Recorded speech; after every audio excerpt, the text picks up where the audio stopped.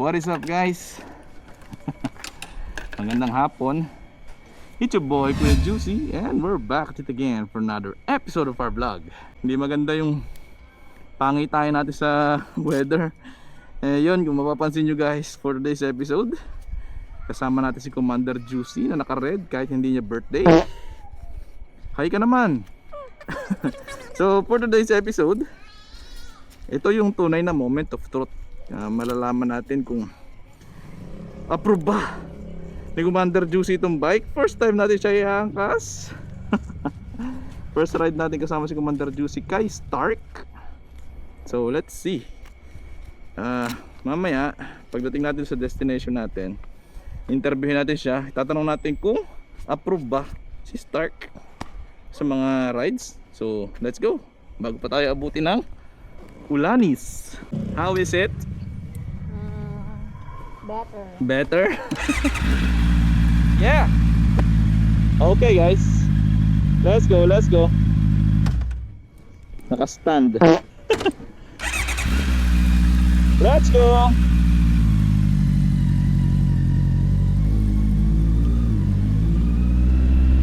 Oh yeah.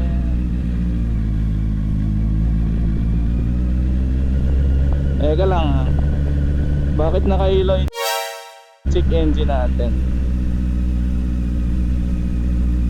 Why?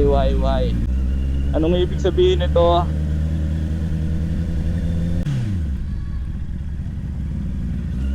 Yun guys, so hindi ko maintindihan bakit nakailaw tong manual sa ating dash. Nakailaw yung check engine natin. Love, dadaan tayong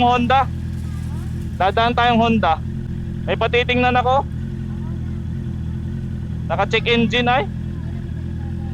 Hindi naman, naka manual transmission lang siya.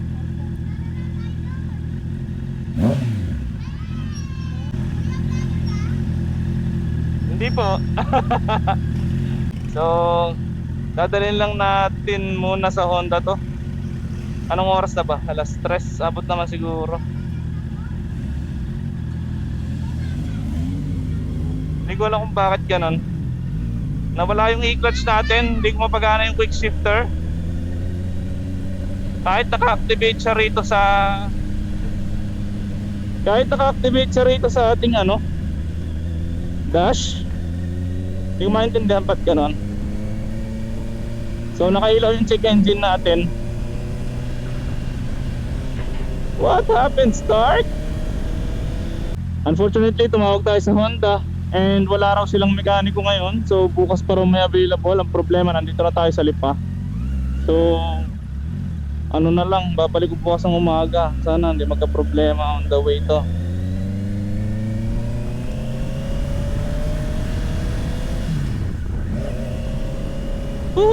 Hindi ako komportable. May nakailaw na ganyan, lalo check engine pa. Wala naman ako napansin sa kanya kundi yung quick shifter niya naka-off, hindi mabuhay. Naka-manual talaga yung shifting natin. Sana naman walang malaking problema.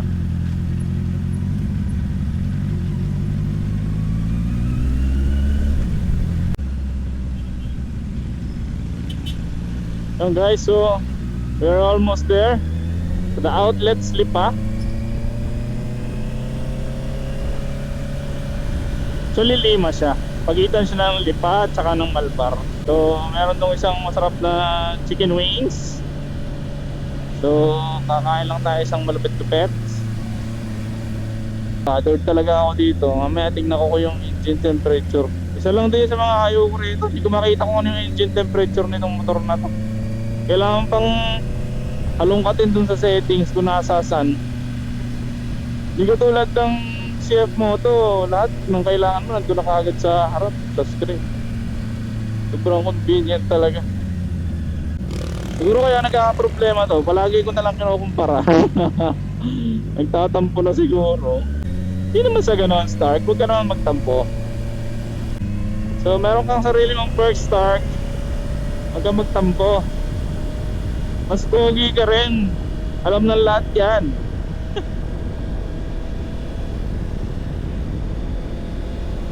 Mas malakas yung appeal ng Japanese kaysa sa Chinese. Stark, huwag kang tatampo dyan. Okay ka na, uy. Mawala na yung check engine na yan, uy. Eto na yun. Dapat. Oo, ito na yan. Pero wala na nakalagay na outlets eh. Pero ito yun.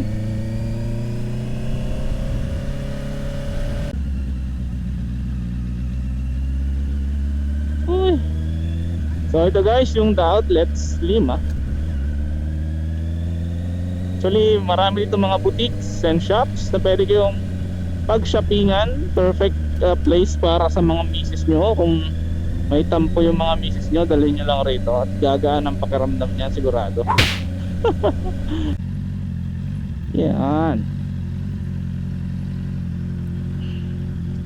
Okay, dito na tayo. Ang baba niya in fairness. Oo, mas madali siyang akyatan, no? Kamusta naman yung ano? Kamusta naman yung pagiging OBR mo dito kay Stark? Oo naman, mas relax na.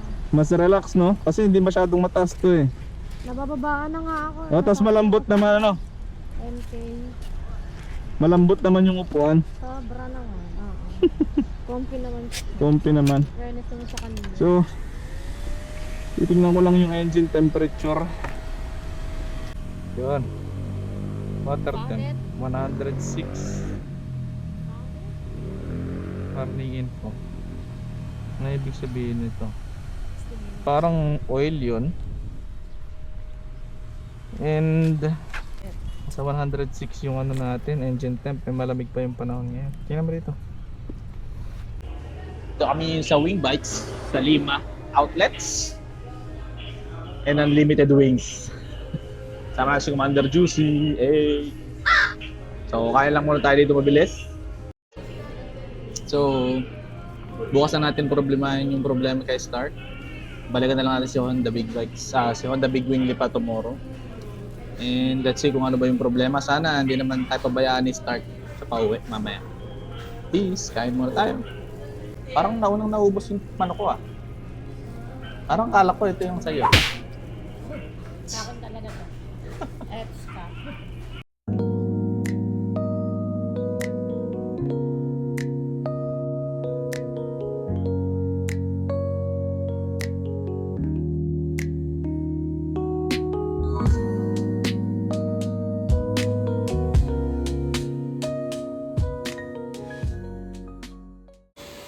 What is up guys? So inabot na ng lobat yung camera natin and kakauwi lang natin kasama si Commander Juicy dyan sa loob. So tinignan ko sa system information, ito yung alarms niya sa oil at saka yung e-clutch. Kung hindi ako nagkakamali, sa e-clutch to eh. So i-check ko naman kanina actual yung oil dun sa dipstick. Yung sa dipstick dito okay naman yung level eh. Ito, may dipstick kasi tayo rito. Pwede mo i-check dyan kung kumusta yung oil level. And okay naman yung oil level. So, I don't understand kung ba't may mga ganong lumalabas na alarm sa ating motor. Pero, tomorrow malalaman natin kasi tomorrow morning sasadyain ulit natin ang Honda Big Wing para magtanong at syempre ipagawa natin kung ano man yung problema ng bike. But anyways, yun lang muna sa ngayong araw. So verdict natin dun sa ride natin kasama si Commander Juicy, super approve. Sa wakas nakahanap na tayo ng bike na approve si Commander Juicy, both pogi and relax para sa OBR. So salamat sa napakakapal na foam ng ating upuan. Nag-enjoy si Commander Juicy doon sa ride natin kahit na may problema yung bike. So anyways, yun another video for tomorrow. So guys, kung kahit paano nagustuhan nyo yung video, please don't forget to leave a like at mag-subscribe sa channel natin dyan sa baba.